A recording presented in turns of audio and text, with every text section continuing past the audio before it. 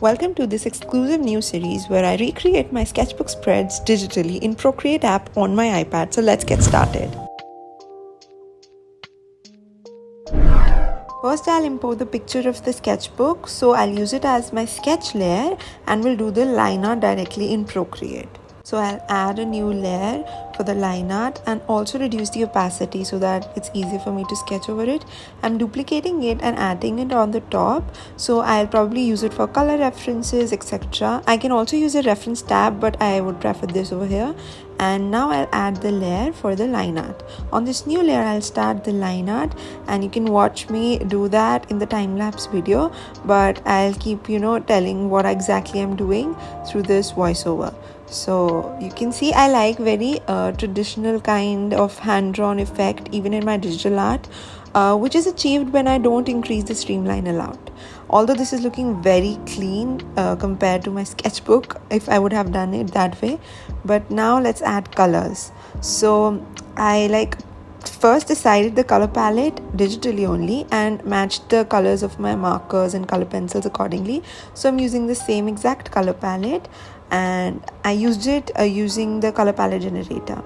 Now you can watch me adding colors, and I guess I should let you guys enjoy, and I'll keep coming up if I want to explain something. Oh yeah, I forgot that I had to go around the eye again because I wasn't liking how extra excited she was looking. So yeah, I think it's better now. But this is how it's looking so far. I'm liking it, but I think the traditional vibe and everything is also unique, so I cannot compare both of them most probably, but both have their own advantages and I cannot choose one definitely. So I'm adding color wise. So basically looking at the reference, I'll see where all I have to add the greens or the pinks for the base color only. So I'll do the shading and everything later on. I'm just filling the same kind of base colors. So for all the pinks first and all the skin first and all the greens first.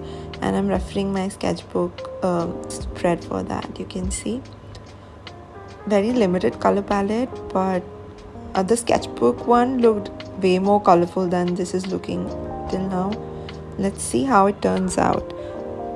Although they're absolutely same, but they're still looking so different. And then I'll I think I'll have to fix this G.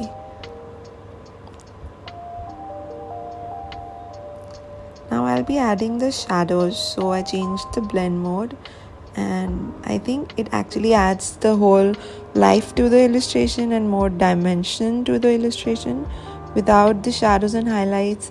I do like it anyway, but it's just like adding an extra layer of goodness. So yeah, it's looking great now, but I think something is still lacking. And even though the shadow and colors are done and the illustration should still look complete, but because compared to the sketchbook spread, it's way less more colorful. Not all the colors are same obviously, but you get what I mean. The other one looked way more vibrant and colorful. Maybe that's because of the texture of the art supplies. This is more smooth. There is no texture in the coloring, although there is texture in the line art, but there's not much texture in the base color obviously. So I'll add that while adding the shadows and the highlights, and I'll also use different colors to get that same effect. You can see even though the base color is green, I'll do the shadow. And now you can see I'm using mask instead of alpha lock or clipping mask. If you've already watched my video, you know what I'm talking about. If you haven't, then go check out the video about alpha lock versus clipping mask versus mask, because I can't clip it because it's not immediately above the layer I want. I'm using mask, and I want it to be independent of the layer, so I can't use alpha lock. And you can see now I'm adding a little bit of texture.